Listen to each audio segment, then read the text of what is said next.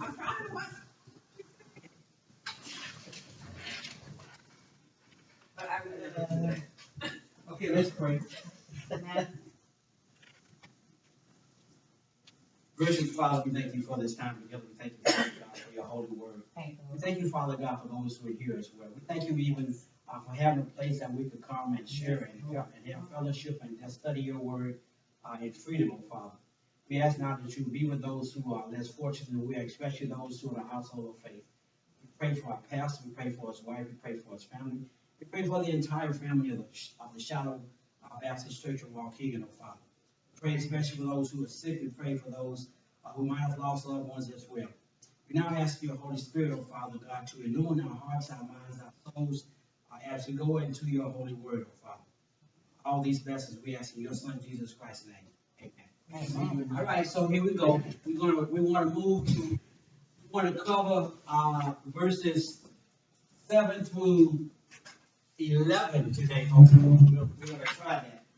But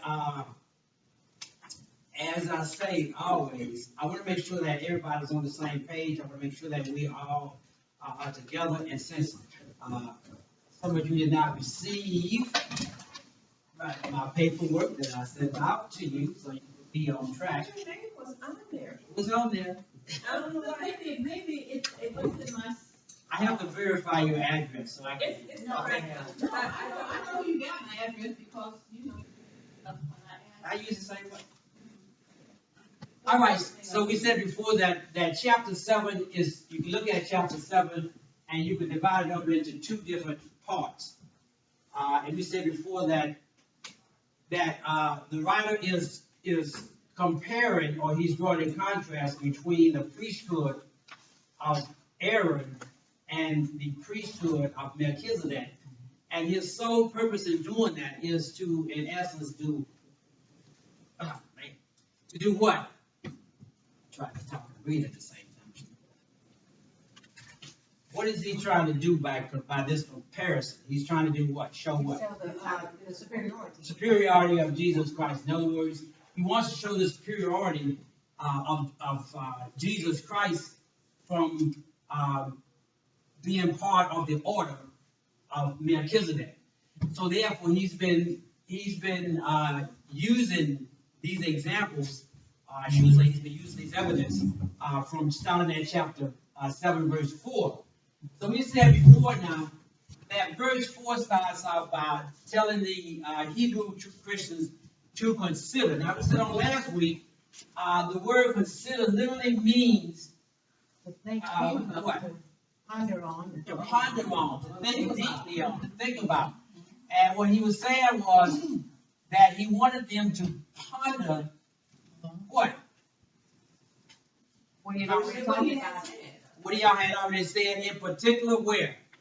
Back in verse 5, chapter 5. No, 1, 2, and 3, remember? Oh, 1, 2, and 3. Right, because remember now in verses 1, 2, and 3, he's been talking, he's been giving you the character of who Melchizedek is, right? He's a what? He's a king, he's a priest, and he's a priest of the Most High God, which is most important, because I said before, now that when we use the title Most High God, it is the name El Elohim, which has the idea of the universality of God. In other words, God being the God of the entire universe and all that resides in the universe. When we talk about Aaron, from the standpoint that he is his priesthood was given to him by Jehovah. And of course, we said before, the difference is that Jehovah has the idea of the covenant God, meaning that he's the God of the Israelites in a covenantal sense. Not saying now that he's not the God of the universe, but we're saying that there is a special relationship, a covenant relationship that he has with the nation of Israel that he does not have with the rest of the world. So that's how we draw that distinction between the two titles. Most High God means that he's the God of everybody, and that's why Abraham could give what? Could give tithing to Melchizedek, because there was no restriction as far as his priestly service goes. So now he said, And we said before now that the word consider has the idea about what? About, in essence, doing what? Conforming or bring your mind in line with what he's talking about. So in other words, he's saying now that this idea about Judaism, okay, you've got to change your mind. You've got to change your mind. You must say what? We both was saying the same word at the same time. I'm gonna stop your thought process. Your thought process has got to change. In other words, as long as you keep your mind and your thought process back here, and not so much in verses 1, 2, 3, but now we're talking about starting from the whole point of the book.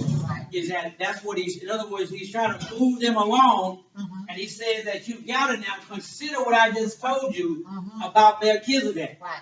And in essence, what he said is that if you understand how great Melchizedek is, Right. you wouldn't have any problems now understanding that if Jesus is off that order, Right.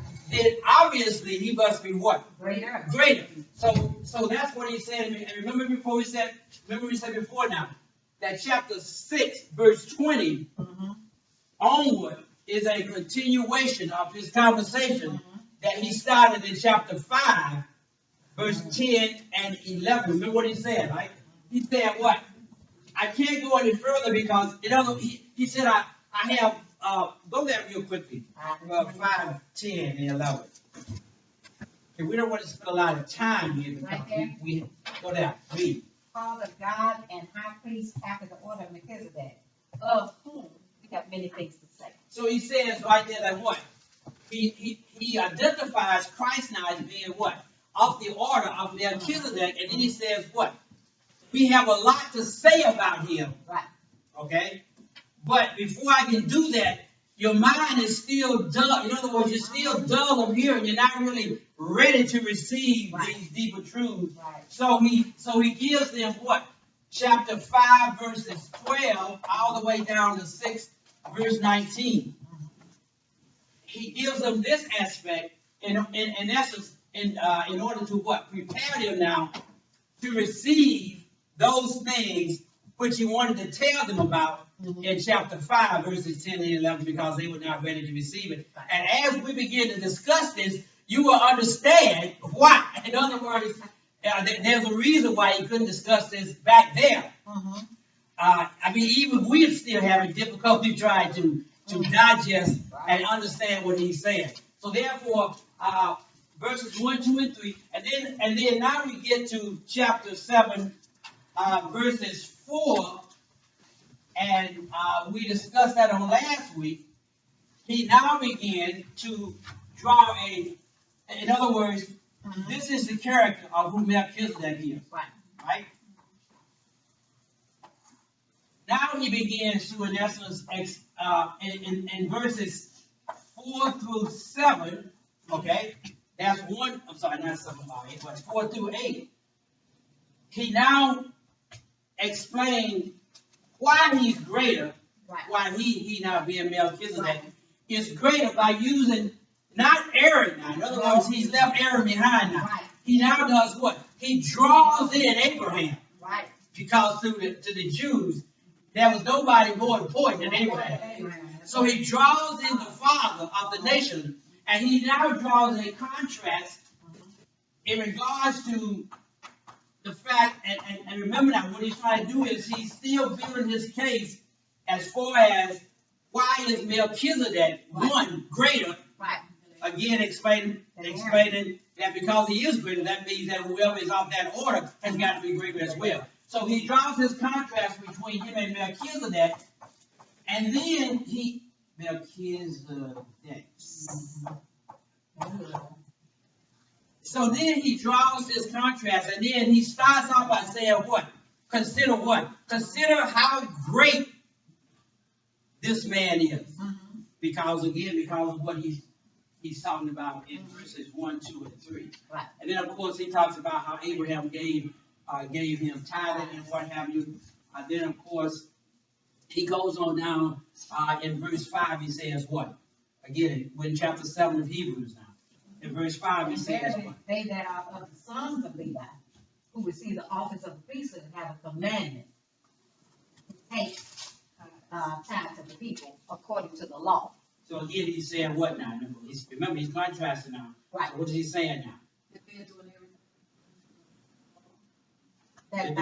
back then, it was a, even them had to give, tithes to the law, but there was no law to give it to Melchizedek. Right. In other words, he's saying that the Levitical priests, Mm-hmm.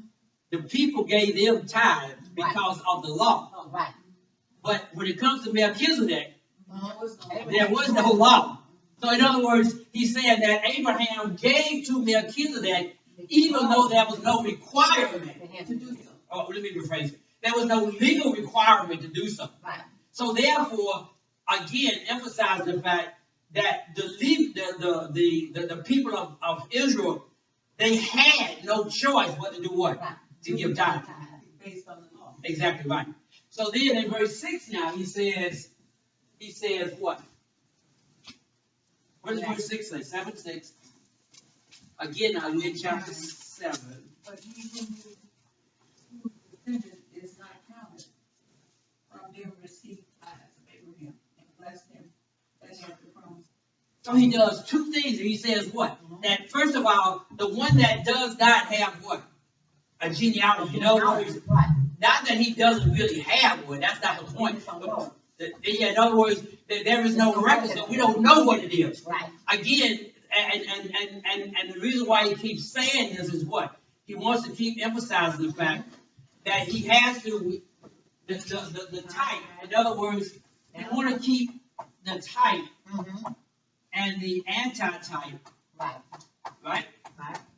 He want to keep those two, he's got to keep those two in line. In other words, whatever is true about The type. Christ, because he's the anti-type, has got to also be true about Melchizedek. Right. If there is a flaw in who Melchizedek is, Right. then he's not, huh? I said, then there's a flaw in the anti-type. And Melchizedek had no genealogy. Then there's saying that Jesus is not who he.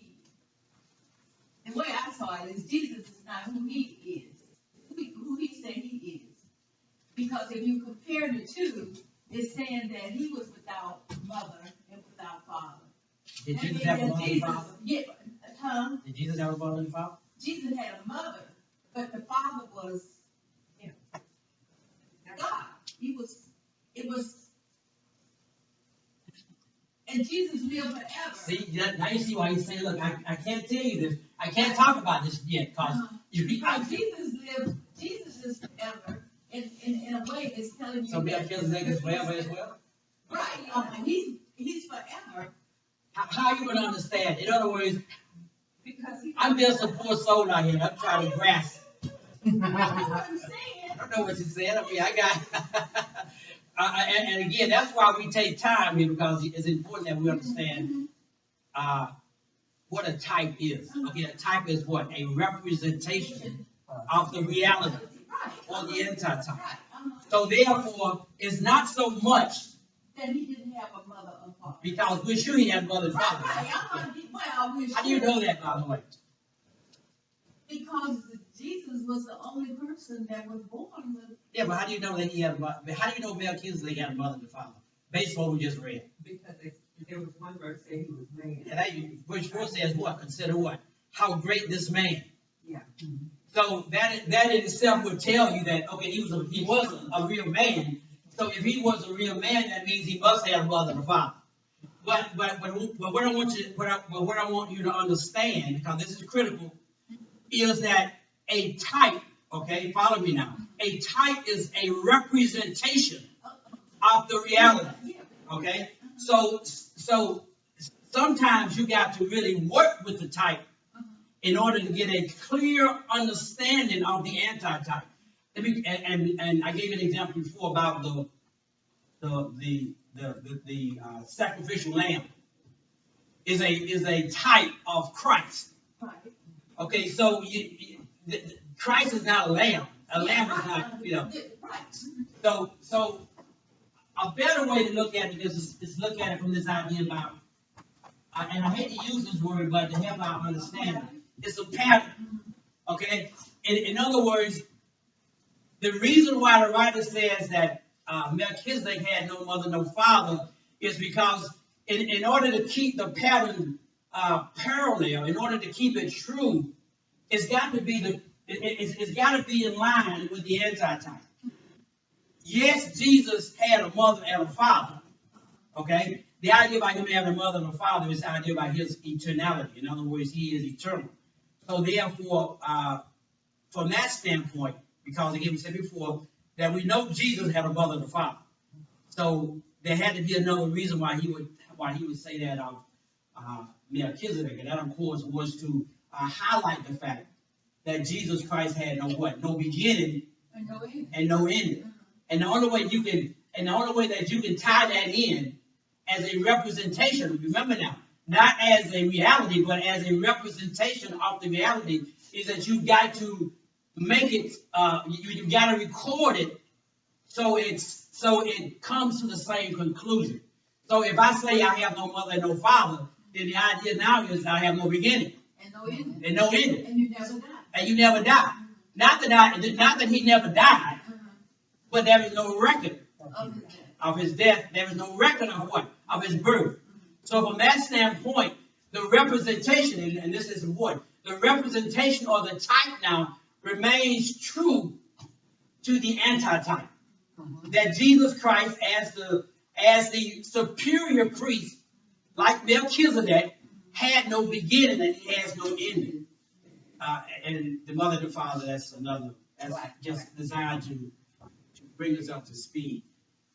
So now he says, what else did he say in verse 6 now? When he said that.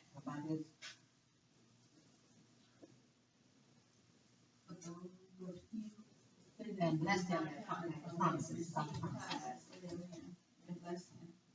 So now he says, not only did he have no beginning, no genealogy to be more accurate, but also he blessed Abraham. Right. So, okay, remember now, we're talking about the writer here is doing what? He's presenting his defense. Because the greater bless the lesser. Right. In other words, if Abraham would have blessed Melchizedek, then Abraham would have been greater. exactly right. So I want you to see that the writer is building that defense now in his support of Melchizedek being greater than Abraham, and if his order is greater than Abraham from the standpoint of the blessing now, Right. that also will support the fact that what? That he is a greater priest now. And that, well, not so much as Abraham, but as Aaron himself, because although he has left Aaron, he still has, in back of his mind, he still has the idea about the priesthood of Israel. Right. And now he's just presenting his case to show the people that since Melchizedek is greater, Jesus must be greater. In other words, in the back of your mind, you want to keep focus. The focus is what? Is that Jesus is what? Jesus is what? Christ is much better. Christ is greater. And I need to give you facts so that once I'm done, Yes. you won't have any problem. So what does verse 7 say? And without all contradiction, the blessed is blessed by the better. So he says, well, look, let's be logical here. Yes. So in other words, he doesn't present what? A simple case. Right. In essence, he does what? He summarizes, he wraps up his case down. Right. He says, there is no contradiction here. Mm-hmm. That if you are blessed by someone who's greater, Right. obviously that means the person that blessed you is what? Better. Is better. He's much greater than, much superior, as a matter of fact, than you are. So, and what does verse 8 say now? And here men that die receive tithes. But there he received them, of whom it is witness that he liveth. What the heck does that mean? I know that's right. Again, you see now why he had to stop you. In other words, he couldn't be talking about that way back there. They would have really been lost. Okay? We're still talking about Melchizedek. We're still talking about Melchizedek. So here men died that received tithes. Okay, stop right there. Let's take one part at a time. So, and here men die who take tithes. Who is he talking about? And from the, Aaron's priest. In other words, he's saying that you have these priests Right. who take tithes, but they die. Right. And then what's the next part saying? Remember now, verse 8 is a continuation of his summary statement Right. that he gave us in verse 7. Right. Okay? In other words, there is no contradiction. The less is blessed by the greater. Now he says that he now brings back now the Levitical priests. They die. But then he says what? What's the next part saying? There he received them. And then what? Of whom it is witness that he lived. Well, where's the witness, by the way? We're talking about Melchizedek now. Remember now, the contrast here is that the Aaronic priests, they died. Right. Now he's saying, because remember now, he's now talking about Melchizedek now. He's saying that there is a witness that he lives. In other words, that he's still living. Because there's no record that he died. Right. In other words, the witness is the record. There ain't no. In other words, what he's saying is that we have witness because unlike the ones, again now, unlike those who died, Right. who took tithing, we don't have a witness, again, we don't have a record of Melchizedek dying. So this Melchizedek must be still living. Again, we understand now that he's not still living. But the idea is what? The idea is what? Is that in order for the type to be true, he's got to be living. From a what? From a representational standpoint. Don't forget that. He is a representation. He is a pattern. Okay? So that's where we want to kind of like spin our head at, so to speak. So now that's the first half of chapter 7, where the writer does two things. What does he do so far? He has given us what? The character of Melchizedek. And then once he did that, he now goes back and he tells the readers, he tells us, now consider, in other words, based on what I just said in verses 1, 2, and 3, consider how great then this man must be, because he was not only a priest, but he was also a king of both what? Righteousness and peace. Again, in line with what? The anti-type, the greater priest. Okay? So now that he's done that, in other words, now he has proven that Melchizedek is greater by comparing him to Abraham, and the comparison is what? What's the comparison? That he what? He gave what? A blessing. There you go. In other words, those two things are evident that Melchizedek is greater than Abraham. Okay? Now he moves. You over there, Sister Milton. You said, you heard the case. You heard his summation statement. But now you're not convinced. You said, okay, look, brother. I accept the fact now, okay, that that Melchizedek was greater than Abraham. But wait a minute. Let me add a little bit more. Yeah, I still have a question. What does verse 9 say? Here's the question. Yes, I may also. I'm going to say also. Okay, right. It says, Right. say, Levi also, who received tithes, paid tithes in Abraham. Uh-oh. In Abraham. They were still in Abraham's boys. Lord, see, as Sister Adam said. Okay, now we come to the, as Frey would say, now we come to the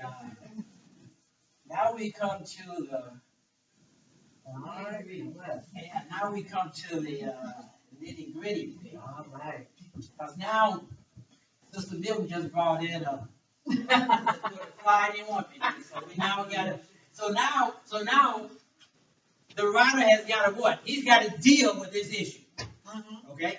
So let's look at, and what we're going to do is, we're going to take step by step. So let's go back to verse 9. Are we there?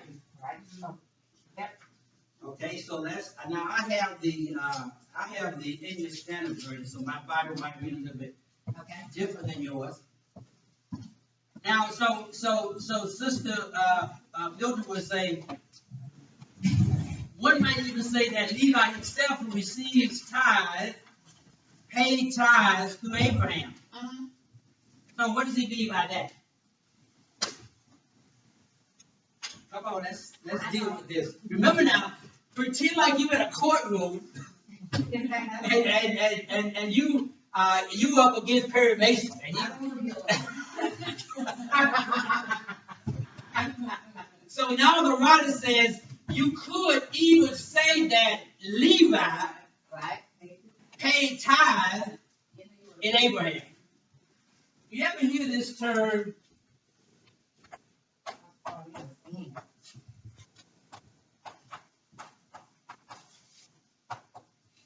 You ever hear that term? No, I have. You heard it, James? What does that mean? He was a progenitor, he was, Right? of Just like Adam, yeah, like that. the sin. Isn't it? Is it the same? You're on the right track. Go to verse 4. How does the writer start out verse 4? Now consider Continue. how great this man was, unto whom even the patriarch Abraham gave the tenth Okay, of stop his right land. there. Now, we asked this question last week. I want to see how much this is telling. This is the first time this writer used this term patriarch. Right. What does that mean, Sister Stella? Head of us. Head of. He's the father. He's the father, you're the head of, you're the leader of. So let's turn this to finish. Right, so the writer intentionally used that term to emphasize the idea that, and Brother Deacon Gary brought out the point that Abraham is a progenitor of the whole race of Israel. But again, when you read about Abraham, you must never look at Abraham as what? As an ordinary, run-of-the-mill guy who's running around the world, doing things. Abraham was what? A unique person. Right. Because, why, by the way? Why was he so unique? What made Abraham so unique? Because he was chosen. That's one. And he's the father of all. He's the father. But what's He was And given everybody was blessed based on Abraham. go to Genesis chapter 12, brother. Not Genesis 12. Yeah, 12. Someone read.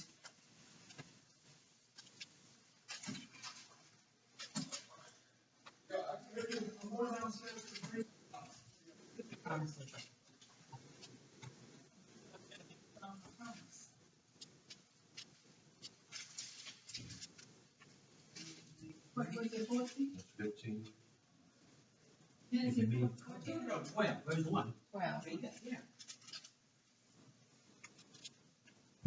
Now the Lord had said to Abraham, get out of your country, from your family, and your father's house, a land that I will show you.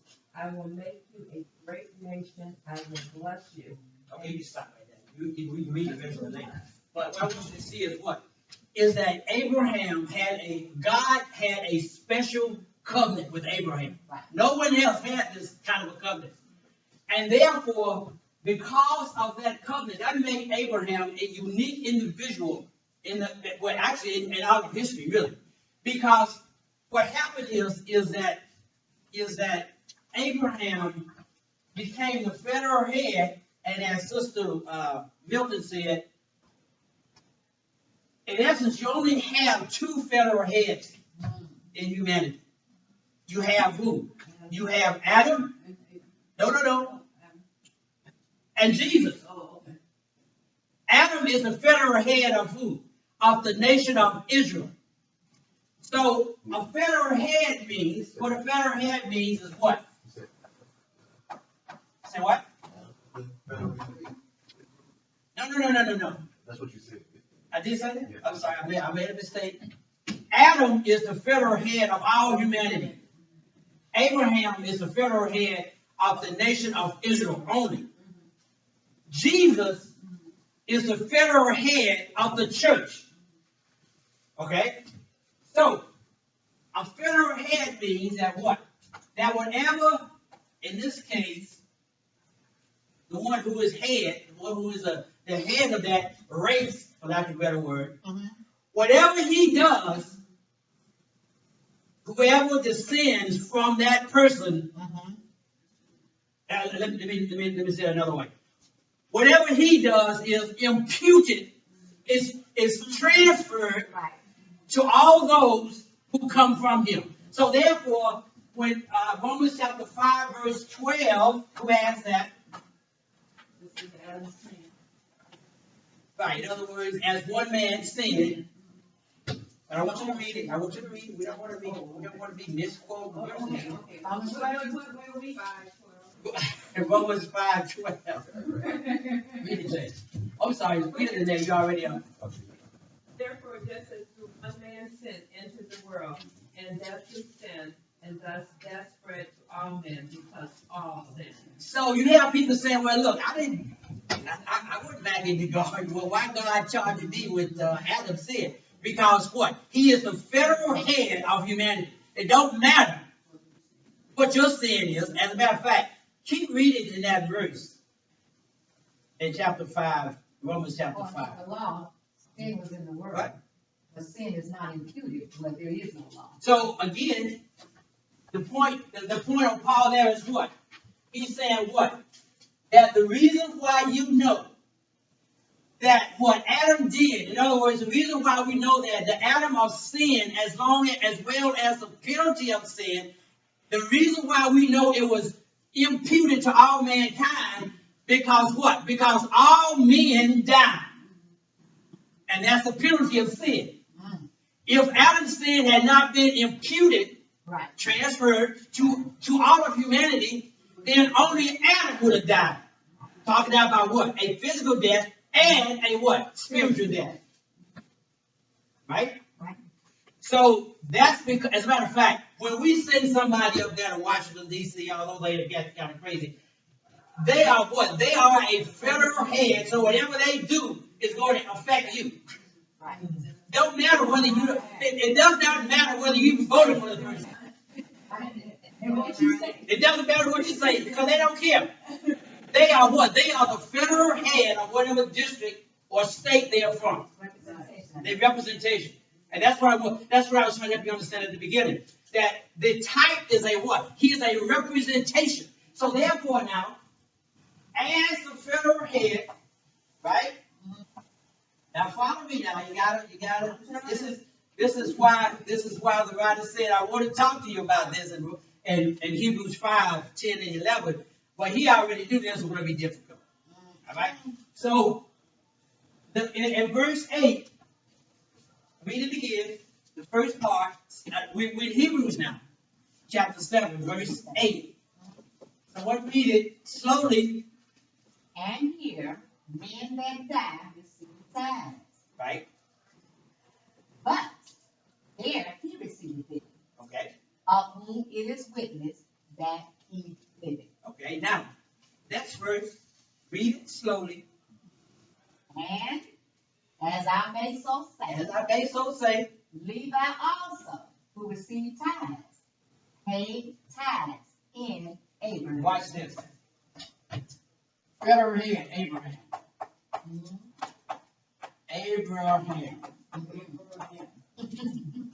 Abraham has Isaac.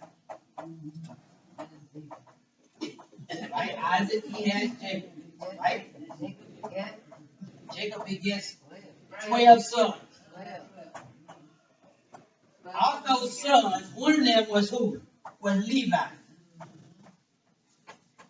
Now, as the federal head of this, in other words, this is the nation, all that the head did, Yeah. even though Melchizedek, that's, no panic, you can use SOE, doesn't, the S or Z is, but my point is what? My point is that even though Melchizedek was living way before any one of these people were ever born, Right. because the federal head, because he paid tithe to Melchizedek, Right. and because, as Sister Adam said, because Levi was in the seed, in other words, we understand he wasn't born yet, but whatever the federal head did, everybody that's in here Right. Right. paid tithing to Melchizedek. Melchizedek. And since Abraham did that, that now means that it don't matter where you fall here, You are less. you are still lesser than Melchizedek. Thank you. Why? Because the federal, the one that represented you Hey, Ty. paid tithe. And in essence, what he was doing was what? He was acting on your behalf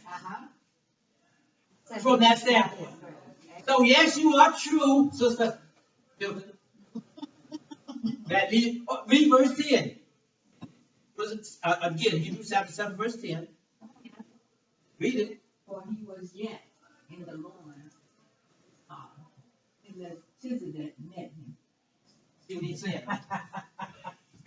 Even though he was yet still in his father's loins, You are in born he wasn't even born yet, he still paid tithe. And this is where people go wrong in their interpretation, by the way, because they forget this idea about the federal head. Now, of course, now, I know that Brother Gary would have a question here. Well, wait a minute. Did Jesus pay tithe to Abraham, since he is of the seed of Abraham? What's your answer? Did he? Yeah. How? Because he was of the Lord. He was You said Jesus. Jesus. I'm talking about Jesus. Because remember now, Jesus is also a federal head of the church, right? Yes, you are right. He is of the seed of Abraham.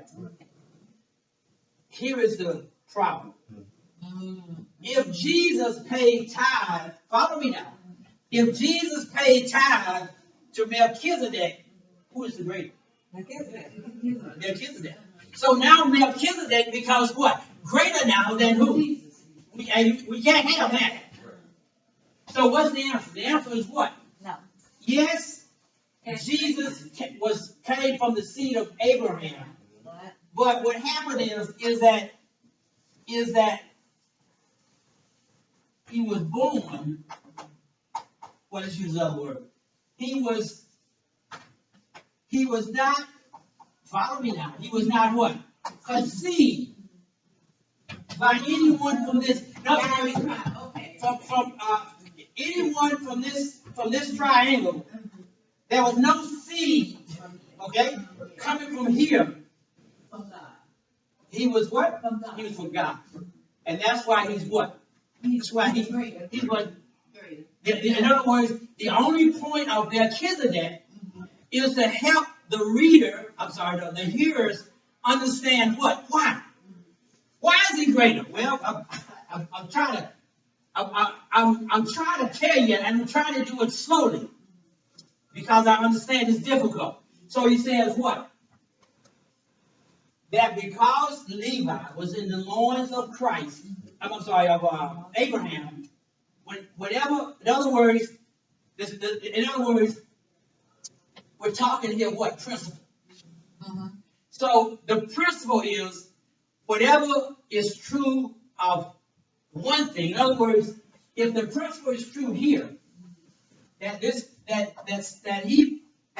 was passed to all of humanity. That's the principle. The principle here is we're talking about what? We're talking about the principle what? Of the federal head. In other words, whatever that principle is, that in regards to the federal head of anyone, it has to apply universally. Remember now, a principle is what? It's a law. It can't apply just here, but not over there. Scripture has to line up. Exactly right. So you can see now that as the federal head, he is now proven, he now been a writer to the Hebrew. Excuse me. Catch my breath here.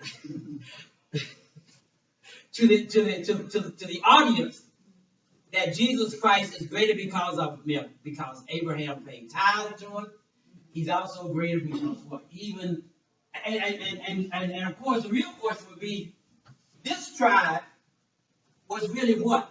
Ordained by God.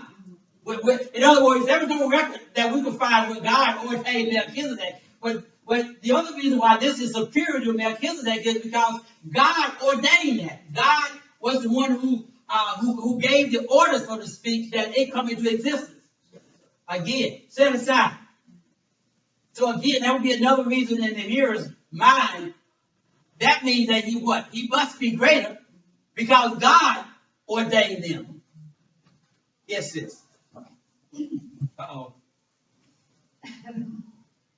Okay, so we only follow the father, the man, as the seed, The seed. Oh, yes. not the woman. No, the woman doesn't have the seed. She don't I have the seed. understand. Yeah, in other words, the seed is Okay. where the bloodline comes. Because like we said before, we said that all these people here were, in essence, I can have to spell it, similarly in Abraham. In other words, semen, that's what the seed is. They were, but Jesus was not. Right. Remember now, how do you know this? Well, you know it because, again, in Genesis chapter 12 and chapter 15, chapter 17, Abraham what? Abraham, God gives Abraham, follow me. God gives Abraham the grant to the land. 435 years later, the children of Abraham take possession of what Abraham never even lived on. You see how that works? God gives him the deed, so to speak, the grant. But the children will what? Benefit from what Abraham was given. So you can see now, after hearing all of this, whatever disagreement, whatever misunderstanding you had before about Jesus now being, because we're still talking now about what? About Judaism. In contrast to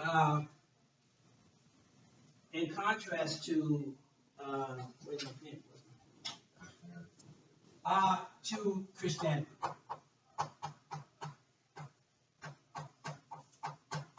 Okay, that's the issue, and the writer is doing his best to what? To explain what? This is what much better. Why is it much better? Because of who? Because of the priest.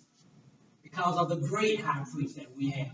In other words, because of the great high priest that's over Christianity, in contrast to the priesthood of Judaism. And again, so I can make sure y'all on the same track. Why is that necessary that they understand? Why is there a big issue now about the priest and no one else? Why is he the one that's the issue that the writer want to focus on? Why? Because what? Sacrifice. Sacrificing, and meaning that what? He's what?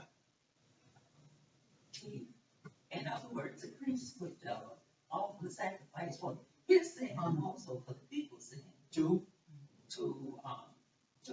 To who? Yes, to God. To God. That wasn't the trick. You guys think I'm trying to trick you, but no. So the idea is what? Is that only the priest could intercede, could offer sacrifices for the people. So that being the case, in other words, if that was the very crux of Judaism, then when it comes to Christianity, our high priest can do that in a what? In a what? In a perfect sense. Right? Why? Because all they could do was what? This was the type, so all they could do was what? Was represent.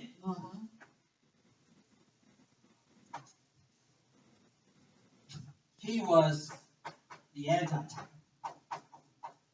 So he was in essence what? The reality. That's why you will hear Sister Adams say what she's teaching. That what? Old Testament is what? Concealed. And New Testament is what? Revealed. You couldn't tell. In other words, the type doesn't give you the whole picture. But it most certainly is what? It will point you to the right picture, to the true picture. So having said that now, in other words, the writer is done. In other words, he's finished now with Melchizedek. And I think that we all can agree here that he has done an excellent job in presenting his case. So everyone should be on the same page now as it relates to, yes, I understand now that I have no reason to go back to the lesser when I have what? The greater. It is just not logical. So now having done that, because remember now, he's been focusing now, his key passage has been what now? What has been about his key point? Key passage from verses 1 through 10.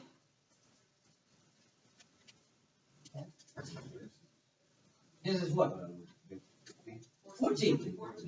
Okay, because that's the one that talks to 14, starting at verse 18, where you learn about Melchizedek, right?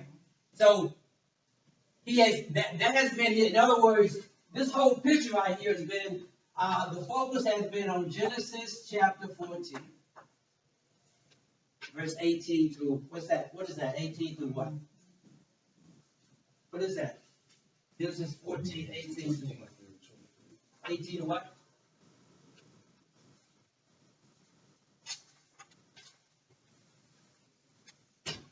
You guys got me out sweating and everything. I got to Husband, get you warmed up. warmed up. I be burnt out. Yes. Starts at verse 8.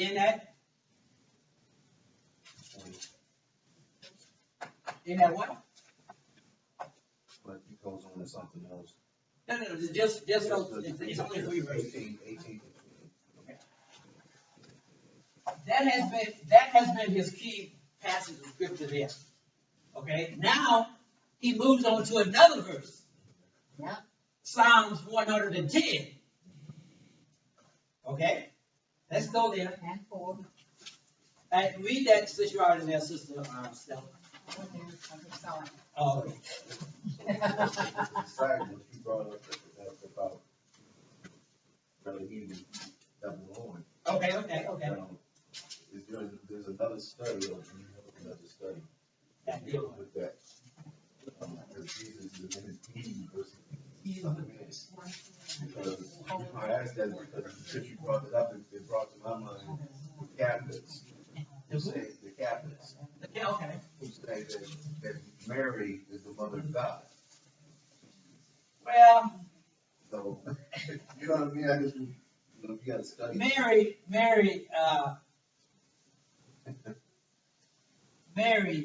is the mother of Jesus. Exactly. Okay. The Bible, and Sister Allen can correct me because I don't know the Bible all the way through. I don't memorize it. I didn't memorize it. But I don't recall any place in the Bible where Mary is called the mother of God. And two, the Bible says no one has ever seen God. Well, So well, how no, could she be the mother? Well, no, what they're saying is because he was God, because he is God. Mhm. I He mean, is the mother of, it's a play on words, basically. yeah, we have to deal with these things, but again, like I said before, teaching Sunday school on Wednesday. And I emphasize to our teachers, you only have one authority, and it's this book right here. Once you leave the book, Mhm. whatever authority you thought you had, you don't have it anymore. Okay. Because you're now on your own. We teach and preach by the authority of the Word of God. That's the only authority, the only authority that I have right now to tell you what I'm telling you Mhm. is the authority of the book. That's why teaching and preaching is a kind of a scary thing. Because you don't want to make mistakes. Mhm. And if you make a mistake, at least if I make a mistake and I find out about it, you better believe I'm going to be inviting you out. Hey, look, I said blah, blah, blah, but that was wrong. This is too critical. So, to answer your question, Mary is the mother of Jesus. Yeah, we do. Yeah, so, I was just wondering if there was a study that helped with that. well, there are studies from the Mormon side, Mormon church. But again, that's designed to support their belief. Right. Like anything. Okay, so we are all clear. Who's going to read 110? And food, Page 4. Read it. the Lord has sworn and will not repent, that thou art a priest of ever after the order of Melchizedek. See?